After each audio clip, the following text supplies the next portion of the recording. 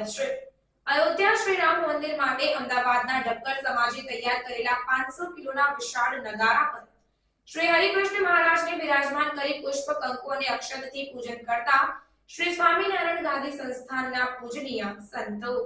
અયોધ્યામાં રામ મંદિરના પ્રાણ પ્રતિષ્ઠા મહોત્સવને લઈ તૈયારીઓ તડામાર ચાલી રહી છે। ગુજરાતથી ધ્વજાદંડનને તૈયાર કરવામાં આવ્યો તો વળી 108 ફૂટ લાંબી અગરબત્તી પણ અયોધ્યા જવા મોકલવામાં આવી છે। આ દરમિયાન હવે અમદાવાદના ડબગર સમાજ દ્વારા અયોધ્યા મંદિર માટે ખાસ નગારું તૈયાર કરવામાં આવ્યું છે।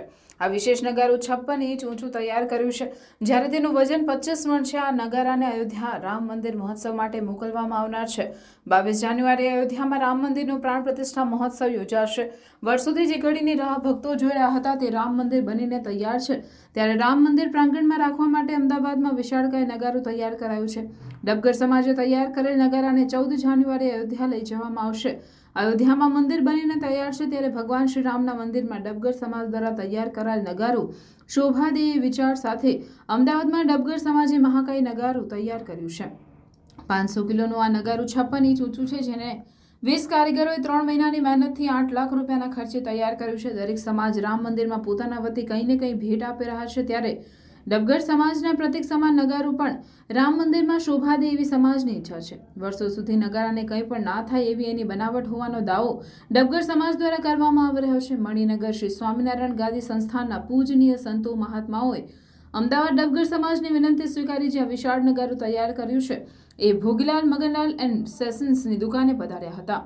વિશાળ નગારા પર શ્રી હરિકૃષ્ણ મહારાજને બિરાજમાન કરી શ્રી સ્વામિનારાયણ મંદિર મણિનગરના મહંત શ્રી ભગવત પ્રિયદાસજી સ્વામી, શ્રી વિશ્વમંગલદાસજી સ્વામી, શ્રી વિવેકભૂષણ દાસજી સ્વામી તથા શ્રી ગુરુપ્રિયદાસજી સ્વામી દ્વારા પુષ્પમાળા પહેરાવી અક્ષત કંકુ અને પુષ્પથી પૂજા વેદ મંત્રોનો ઉચ્ચાર સહ કરવામાં આવી રહ્યો હતો।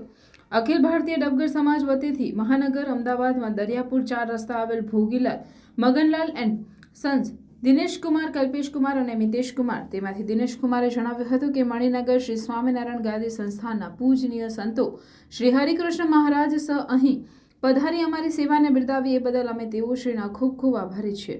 તેઓ સંતોની પધરામણી થતાં ખૂબ રાજી થઈ ગયા હતા અને સ્વીકાર કર્યો કે પહેલા વહેલા સંત મહાત્માઓ અમારી સેવાની કદર માટે પધાર્યા છો, તે બદલ અમે આપના ખૂબ ખૂબ ઋણી છીએ। આયા છે બધા મોટારા બધા આવ્યા છે, તો સ્વામિનારાયણ ભગવાનને પ્રાર્થના કરે કે જે તમને આ યશ મળ્યો છે હા ગુજરાતને ખાસ કરીને અમદાવાદને અને ડબગરવાડને આવો નવો યશ સદાય મળતો રહે અને તમે આ લોકમાં અને પરલોકમાં સુખી રહો એ ભગવાનને પ્રાર્થના કરી હો। પૈસે ટકે પરિવારમાં સ્નેહ સંપ જળવાય, નવજુવાનો ભણી ગણીને આગળ વધે અને વડીલોને બધે સેવા કરજો હો મહિલા, બધા વડીલોની સેવા કરજો, બુઝુર્ગ લોકોની, એ અમારે અહીંયા આવવાનું કારણ છે। આવજો, જે સ્વામિનારાયણ ગાદી સંસ્થાન તરફથી અમે આવ્યા છીએ મણિનગરમાં, તમને બધા આવવાની છૂટી છે, ઘણા બધા અમે બધા ભક્તો છે, આવજો હો મહિલા। બોલો સ્વામિનારાયણ ભગવાનની જય। કોણ છે બધા પુષ્પમાળા લઈને આવ્યા જાઓ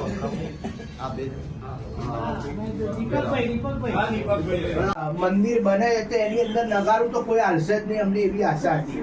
નગારું કોણ આપે તો ભાઈ જે ડબગર હોય કે જે આ નાનો વિષય છે, નગારું એક બહુ મોટો વિષય નહીં, એટલે નાનામાં કોઈ હાથ ના નાખે, એટલે એ વિષય ઉપર અમને પ્રેરણા આવી કે જ્યારે આપણે ખુદ આપણા જ કુળદેવીને આપણે આવું ભેટ આપીએ છીએ તો આટલું મોટું મંદિર બને તો એમાં આપણો કંઈક ભેટ હશે તો ભગવાન સ્વીકારી લેશે, અને એ રીતે જ આપણને પ્રેરણા મળી કે ભગવાન આપણું નગારું સ્વીકાર કરી લેશે।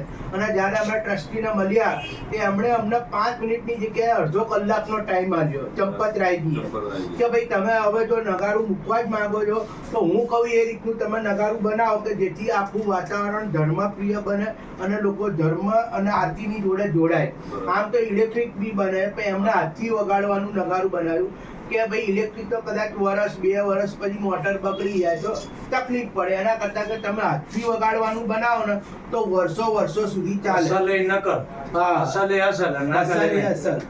એટલે ભાઈ અમે એવું બી વિચારના આની ઉપર અમે એવું બી સંશોધન કર્યું કે આપણે નગારું તો આપી દઈએ પણ 2-5 વર્ષ પછી એને કોઈ ખૂણામાં મૂકી દે તો એનો કોઈ મતલબ નહીં, એટલે અમે એને ઉપર રિસર્ચ કર્યું। બધી બહુ મેટલો હતી, સ્ટીલની હતી, તાંબાની હતી, કોપરની બી હતી, લોખંડની હતી, પણ હવે અમને એવો વિચાર થયો કે આપણા નગારા ચામડા તો ગમે એટલા બદલાઈ જાય પણ એના નગારાને કશું થવું ના જોઈએ. એટલે અમે આની અંદર 6 mm ની પ્લેટ નાખી લોખંડની કે જેનું વજન 450 કિલો થયું આ નગારાનું. એટલે કે હજારો વર્ષ સુધી બી છે ને આ નગારાની કુંડીને કશું થાય નહીં. કોઈ બી હવામાન ના બગાડી શકે કે કોઈ ચામડું બી ના બગાડી શકે. એટલે હજારો વર્ષ સુધી આ આપણું નગારું એમનું એમ રહે. અને જ્યારે ગમે ત્યારે બી ચામડું ફાટી જાય 5 વર્ષે 10 વર્ષે તો આપણે જાતે બી જઈને બદલી શકીએ. એટલે હજારો વર્ષ સુધી ચાલે. પછી એના રૂપરંગ માટે બી અમે વિચાર કર્યો કે આવું ભવ્ય મંદિર હોય અને જ્યારે આપણે આવું લોખંડ આપીએ એ બી આપણા સમાજનું નહીં. એટલે અમે એની પર તાંબાની નકશી કામ કરાવી. એટલે કે જે મંદિરોમાં ચાલે એ રીતે કે એની ઉપર બી અમે આવ્યો. એટલે સમાજે કીધું કે ભાઈ ખરેખર જો આ નગારાનું તમે જ પ્રતીક બની આવ્યો તો કે આને બી તમે જ બનાવો. ને અમારો વર્ષો જૂનો આ નગારાનો બિઝનેસ છે, બાપ દાદા વખત. સાચી વાત. એટલે આખા સમાજે અમને હોંપ્યું કે ભાઈ હવે તમે એટલે આપણે ફ્રી સેવા બસ બનાવું છે. ભગવાનનું નગારું જોરદાર બનાવવું. એટલા માટે તમારી વાત સાચી છે. તો તમારે જરૂર તો અમારા સ્વામિનારાયણ ગાદી સંસ્થાનો સહયોગ તમારી જોડે રહેશે. ઓકે, બરાબર. તમે